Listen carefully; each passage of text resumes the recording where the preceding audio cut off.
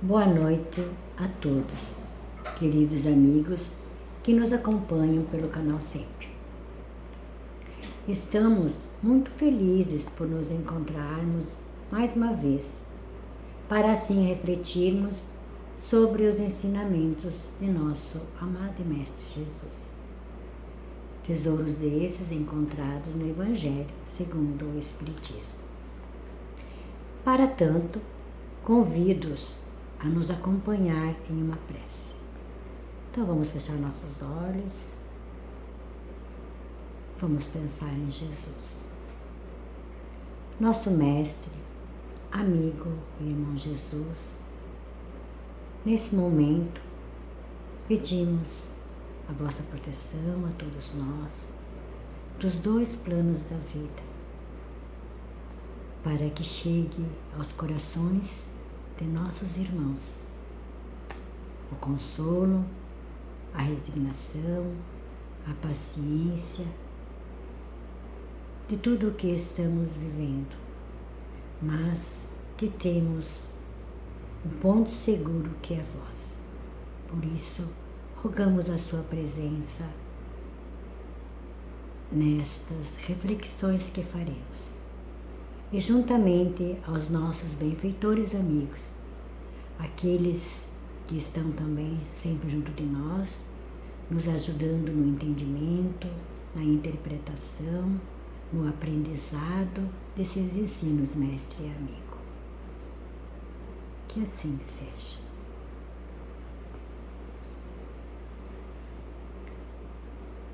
Então, na noite de hoje, nós iremos refletir sobre os itens 11 e 16 do capítulo 13 do Evangelho segundo o Espiritismo, com o título A Beneficência. Esta mensagem está inserida pelo codificador no Evangelho com a contribuição de nossos irmãos Adolfo Bispo de Argel, Vicente de Paulo, Cárita, João e um Espírito Protetor. E todos esses nossos queridos amigos que acabamos de nominar, eles são unânimes em dizer: a beneficência, meus amigos, dar-vos-á nesse mundo os mais puros e suaves deleites, as alegrias do coração, que nem o remorso e nem a indiferença perturba. Então, por esse motivo, esses nossos irmãos, que já tiveram a experiência na Terra e que estão agora na espiritualidade, eles nos convidam a sermos bons, bons e caridosos. Eles sabem que, se nós agirmos assim, nós estaremos seguindo o que Jesus nos ensinou. Amai-vos uns aos outros. E também eles sabem que nós estando neste caminho, nós teremos em nossas mãos a eterna felicidade. A felicidade é tão procurada por nós. Só desta maneira teremos, porque é uma construção, né? A eterna felicidade. Vamos construindo aos poucos. E se aceitarmos esse convite desses nossos queridos amigos e irmãos, nós estaremos desenvolvendo em nós dois sentimentos. Sentimentos vistos por Jesus como um dever, né? Como um dever, que seria o devotamento e a abnegação. Então, dois sentimentos muito importantes. Que o devotamento seria o quê? Seria a dedicação à dor do próximo. Então vejamos, quem de nós não tem dor? Quem de nós não sofre? Então esse devotamento é a dedicação à dor do próximo. Nós temos que ter essa sensibilidade. E a abnegação é o desinteresse, é o desapego às coisas materiais. Então vejamos que isto, ou para termos essas duas virtudes em nós, esses dois sentimentos desenvolvidos em nossos corações, leva tempo, né? Mas é um processo que nós poderemos desenvolver com a nossa vontade. E como Jesus mesmo nos diz, ou nos dizia, e que prevalece hoje ainda, que a caridade, ela está, junto dela está a humildade. Né? E esses são os deveres que falamos antes. Resumem todos os deveres que a caridade e a humildade nos impõem. E quando nós decidimos praticar a caridade, os espíritos bons, eles conseguem estimular em nós a beneficência. Aí nós abrimos um canal para que eles possam chegar e nos estimular a beneficência e nos inspirar a termos bons pensamentos. Mas tem que partir de nós. Então sempre a vontade é nossa. Por isso nós temos o livre-arbítrio. Nós vamos escolher estarmos desenvolvendo esses sentimentos ou não. Depende de nós, né? E quando falamos de Vicente de Paulo, nós vamos agora lembrar que esse nosso irmão, quando aqui na Terra esteve, ele foi um sacerdote. E ele trabalhava na paróquia de Chantillon e teve a oportunidade de auxiliar, junto com os seus paroquianos, uma família bem pobre que estava a morrer de fome. E ao observar esse quadro, o cérebro dele fervilha. E ele pensa, eis aqui uma grande caridade, mas está mal organizada. Então o que acontece com ele? Ele toma uma iniciativa, uma atitude.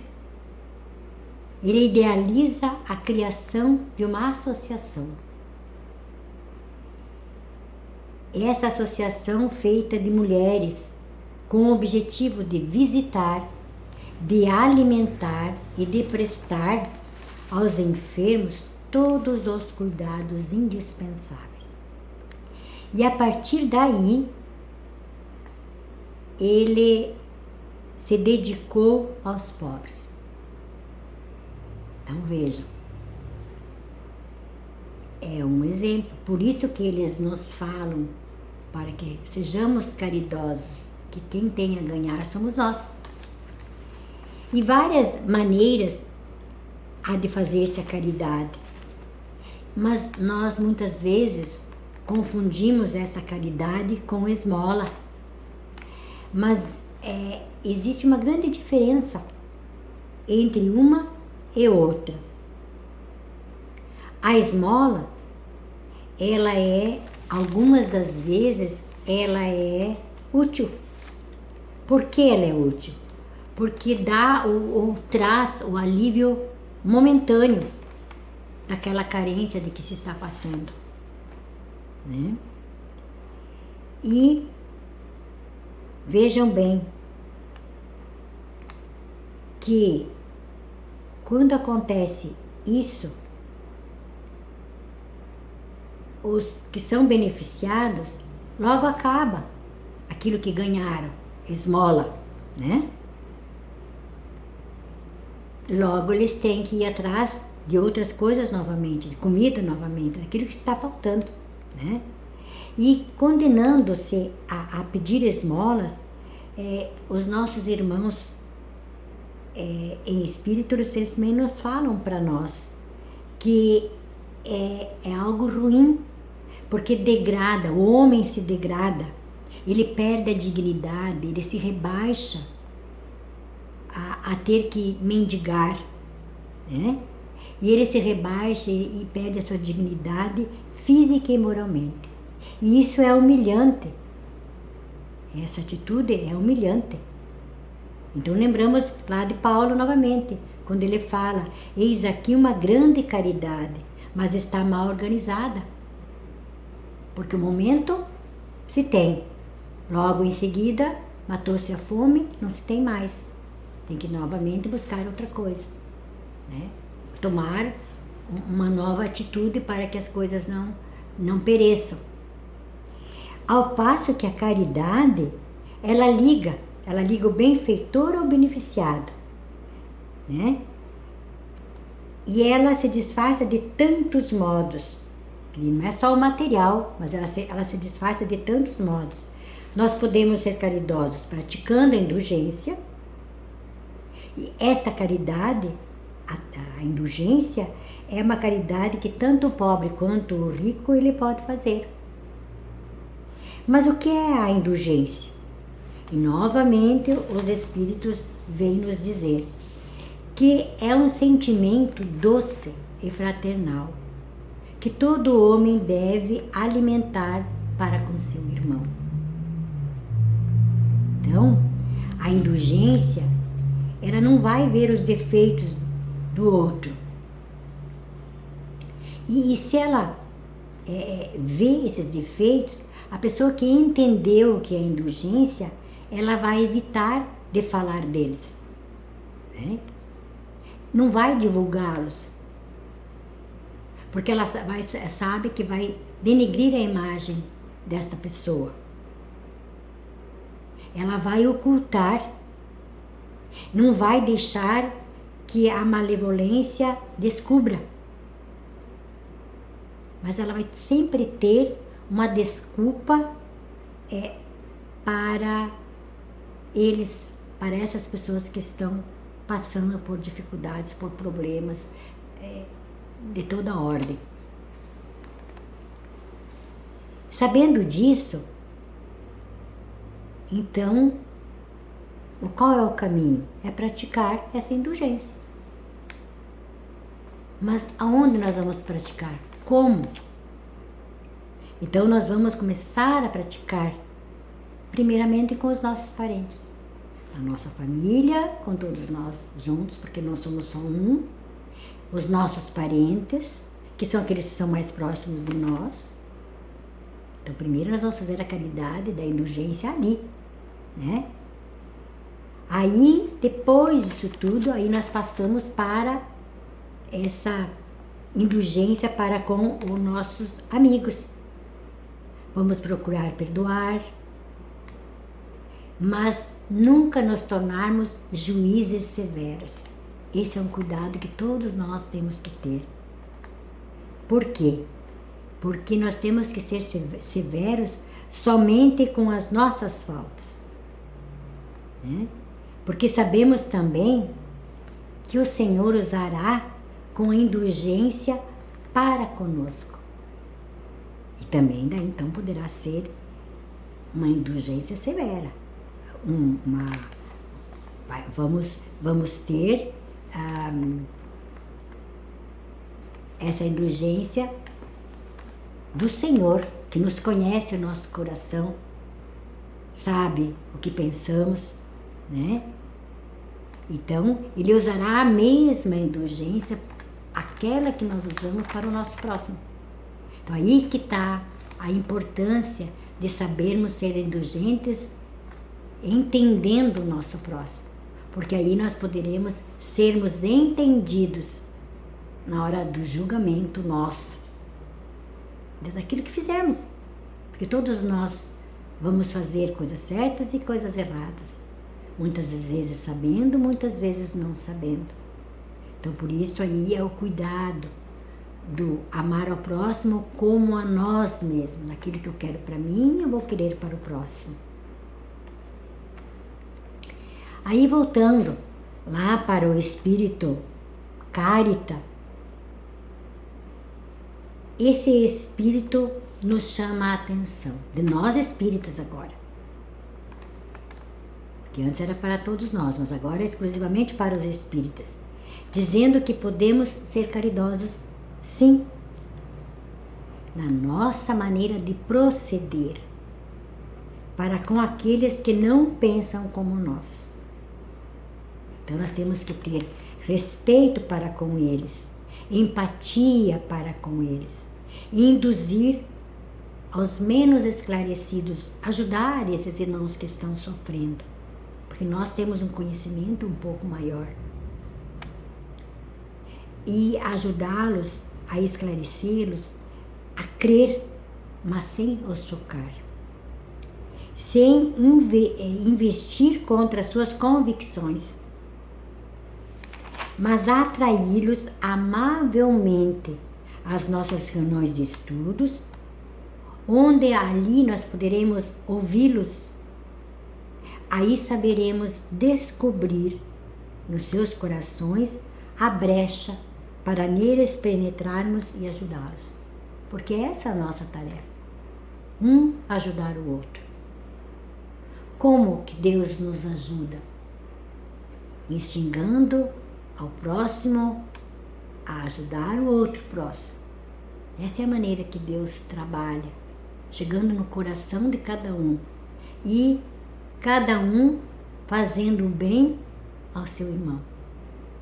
Então é uma criatura ajudando a criatura, incentivada pelo amor maior que é de Jesus e de Deus. Então vejamos que é muito importante o nosso esclarecimento para sabermos como que devemos de agir. E lá no Evangelho, no capítulo 25, os Espíritos nos dizem que a caridade e a fraternidade, elas não se decretam em leis.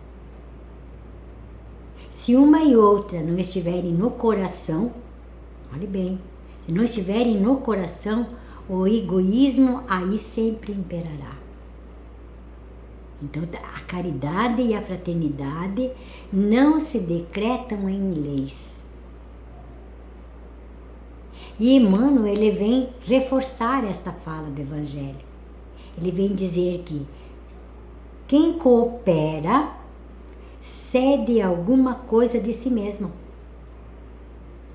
Aí vai dar o testemunho de abnegação, aquela virtude, aquele sentimento que nós falamos no início, que é o desapego às coisas materiais, sem a qual, sem essa abnegação, a fraternidade não se manifestaria de modo algum. Está lá no Consolador, psicografia de Franciscano Xavier. Então vejam bem, ela não se manifestaria de modo algum, tem que existir a abnegação. Aí é algo que vem de dentro de nós com veracidade. E mais ainda, no livro dos Espíritos, os próprios Espíritos nos dizem então que o homem de bem e que compreende a caridade, de acordo com Jesus, ele vai ao encontro do desgraçado. Ele vai ao encontro dele sem esperar que ele lhe estenda a mão. Então, devemos ter em mente que nem sempre aquele lá que mais necessitado é o que pede. Então, são os infortúnios ocultos que nós já ouvimos em outros evangelhos. O que significa esses infortúnios ocultos? A pessoa está ali sofrendo, escondidinha, né? Mas esse homem de bem que fala no Livro dos Espíritos, ele vai à procura, ele vai ao encontro, então, desse irmão que está tendo esse infortúnio oculto. Esse é que é o homem verdadeiramente humano. Então ele vai procurar, mas sem ostentação. O nosso irmão Paulo falou muito bem sobre a ostentação, deu vários exemplos. Então aqui, ó, vejam bem, a ostentação não se faz necessária. A caridade feita é entre a pessoa que faz e Deus. Jesus, que nos conhece, que sabe o que vai no íntimo de cada um de nós. Então, sem ostentação. Ainda, Emmanuel, ele nos diz que indubitavelmente governos e instituições de solidariedade humana e personalidades representativas precisam agir na erradicação da penúria e do vício, da necessidade e da ignorância. Então Emmanuel nos fala aqui. Todos nós concordamos sim com semelhante alegação, nós concordamos. Mas ele nos faz uma ressalva. Resta a nós, os cristãos, que respondemos pelo nome de Jesus, perguntar a nós próprios, à nossa consciência, antes de estarmos censurando os serviços de amor ao próximo, sobre o que temos realizado e observar o que nós estamos fazendo nas boas obras que nos competem empreender. Então vamos fazer o quê? A nossa parte. Ajudar na medida que nós podemos. Nunca sermos indiferentes para com o nosso próximo, principalmente nos dias de hoje que estamos vivendo essa carência de tudo, né? Pela pandemia. Então vamos acordar, despertar para que assim nós possamos realizar essa caridade ao próximo que precisa, sem machucá-los, sem rebaixá-los, sempre ter o quê? Uma atitude. Não só falar, fazer. Então, é o que Emmanuel nos fala aqui. O que é que nós estamos fazendo nas boas obras que nos compete a empreender. Então aqui é a nossa responsabilidade. Vamos até dizer uma responsabilidade individual. Ela vai no coletivo, mas a mudança tem que ser individual.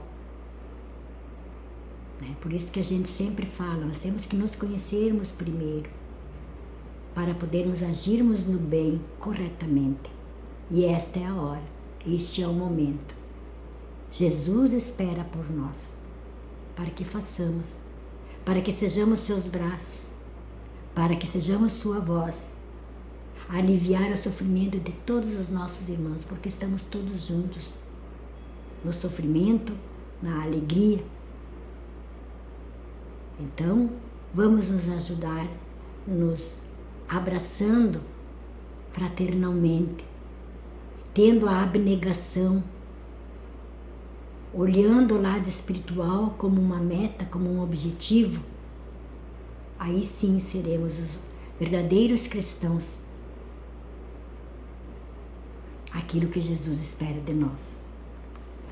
No livro O Espírito da Verdade, de Francisco Cândido Xavier, Meimei nos incentiva a caridade, nos contando uma lenda. Então, a lenda diz o seguinte: que uma gota de chuva caiu sobre o oceano, que a tormenta encapelara. E aflita perguntou: Deus de bondade, que farei sozinha neste abismo estarrecedor? O pai não lhe respondeu.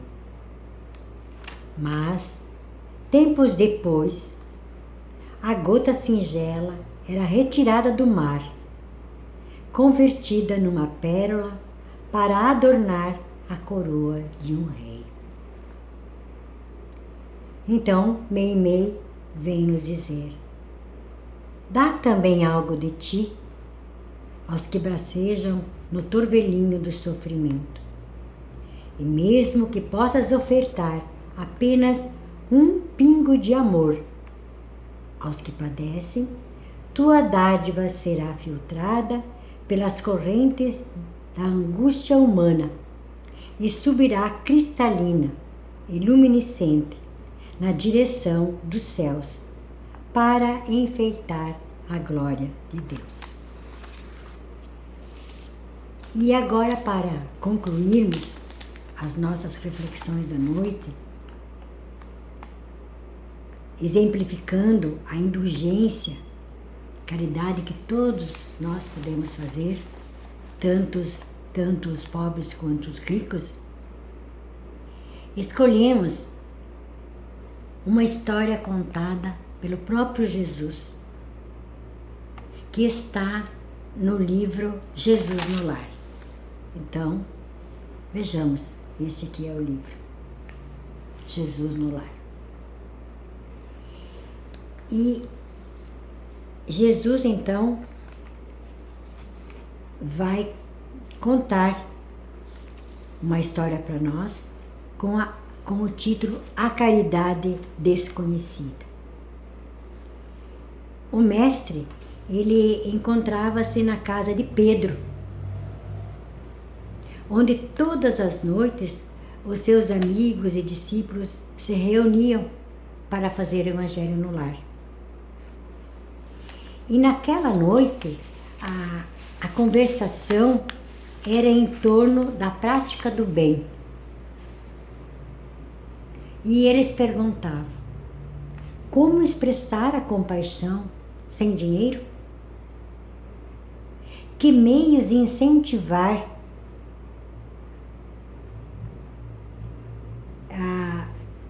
a beneficência sem recursos monetários? Como fazer isso? Então o mestre interferiu, opinando bondoso. Aí ele começa então a contar uma história. Então vamos prestar atenção para ver que linda é a história e aquilo que a mensagem que nos traz. Então diz Jesus: um sincero devoto da lei,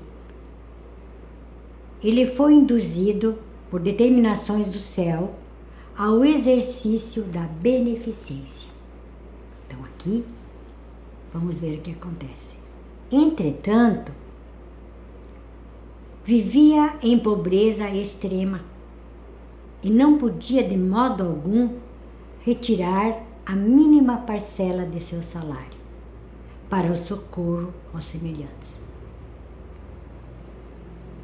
Em verdade, dava de si mesmo, quanto possível, em boas palavras e gestos pessoais de conforto e estímulos, a quantos se achavam em sofrimento e dificuldade. Porém, magoava-lhe o coração a impossibilidade de distribuir agasalho e pão com os famintos à margem da sua estrada. E ele, ainda, além de pobre, ele era rodeado de filhinhos pequeninos. Então ele era escravo do lar, porque absorvia todo o suor dele né, no trabalho para manter o seu lar. Mas aí ele reconheceu que, se lhe era vedado o esforço na caridade pública, ele podia perfeitamente guerrear o mal com todas as circunstâncias de sua marcha pela terra. Então foi o que ele fez. Assim, ele passou a extinguir com incessante atenção todos os pensamentos inferiores que lhe eram sugeridos. Então vejam que aqui o que ele fazia? Ele começou a prestar atenção em tudo que ele pensava, em tudo que ele fazia, né? Quando em contato com pessoas interessadas na maledicência, o que ele fazia? Retraía-se cortês. E em respondendo a alguma interpelação direta, recordava essa ou aquela pequena virtude da vítima ausente. Será que nós fazemos isso? Então isso é para se perguntar. E ele conseguia. Alguma coisa ele recordava de bondade nesta pessoa. Se alguém diante dele dava pasto à cólera fácil, considerava a ira como enfermidade, digna de tratamento, e recolhia-se à quietude. Então, aí ele parava, ele não fomentava nada, ficava quieto. Insultos alheios batiam-lhe no espírito, à maneira de calhaus em barril de mel, porquanto, além de não reagir, prosseguia tratando o ofensor com a fraternidade habitual. Nós aqui já nos melindramos, já ficamos avessos contra essa pessoa, e aqui ele fazia o contrário, tratando o ofensor com a fraternidade habitual. A calúnia não encontrava acesso em sua alma, de vez que toda denúncia torpe se perdia inútil em seu grande silêncio. Então ele silenciava. É uma virtude. Reparando ameaças sobre a tranquilidade de alguém, tentava desfazer as nuvens da incompreensão, sem alarde, antes que assumissem feição tempestuosa. Se alguma sentença condenatória bailava em torno do próximo, mobilizava espontâneo todas as possibilidades ao seu alcance na defesa delicada e imperceptível. Seu zelo contra a incursão e a extensão do mal era tão fortemente minucioso que chegava a retirar detritos e pedras da via pública para que não oferecessem perigo aos transeuntes. A gente já ia agir de uma maneira diferente, né? Isso aí não é da minha conta. Isso aí eu não vou fazer, eu faço lá na minha casa. Mas aqui na rua não. Não é a minha tarefa. Em vez dele não, ó. Tirava todos os detritos e pedras da via pública. E a gente ainda fala, né? Estou pagando imposto. Não é comigo. Pago imposto para fazer. E olha aqui o que ele fazia. Para que não oferecessem perigo aos transeuntes. Olha a humildade. Adotando essas diretrizes, chegou ao termo da jornada humana. Nós sabemos que todos nós, uma hora, iremos para a espiritualidade. Né? Então vejam, chegou a hora também dele. Incapaz de atender às sugestões da beneficência que o mundo conhece, jamais pudera estender uma tigela de sopa ou ofertar uma pele de carneiro aos irmãos necessitados. Então até ali ele só fazia esse tipo de caridade, a indulgência, mas não a caridade material, que não tinha condição, né? Nessa posição, a morte buscou ao tribunal divino, onde o servidor humilde compareceu receoso e desalentado. Ele pensou, e agora? O que vai ser de mim? Consegui fazer a caridade. E na cabeça dele era a material que valia, né? Temia o julgamento das autoridades celestes, quando de improviso foi aureolado por brilhante diadema. E porque indagasse em lágrimas a razão do inesperado prêmio, foi informado de que a sublime recompensa se referia à sua triunfante posição na guerra contra o mal, em que se fizera valoroso empreiteiro. Então veja que ele superou, né? Aí Jesus parou com a história, porque acabou aqui, olhou para aqueles que estavam ouvindo a história, um olhar perscuciente e calmo, e concluiu em tom amigo. A moral da história agora. Distribuamos o pão e a cobertura. Acendamos luz para a ignorância e intensifiquemos a fraternidade, aniquilando a discórdia, mas não nos esqueçamos do combate metódico e sereno contra o mal, em esforço diário, convictos de que nessa batalha santificante conquistaremos a divina coroa da caridade desconhecida. Então essa é a caridade desconhecida, que ninguém dá valor, né? Isso são ensinamentos de Jesus. Fiquemos então com essas reflexões para cada um de nós, né? Façamos o nosso, introjetamos isso tudo para nós e para chegarmos à conclusão, estamos fazendo esse tipo de caridade desconhecida, como Jesus nos contou nessa história? Pensemos nisso então.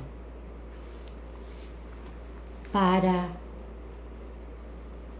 terminarmos com chave de ouro, né? Vamos fazer a nossa prece em agradecimento por esses momentos que aqui estivemos.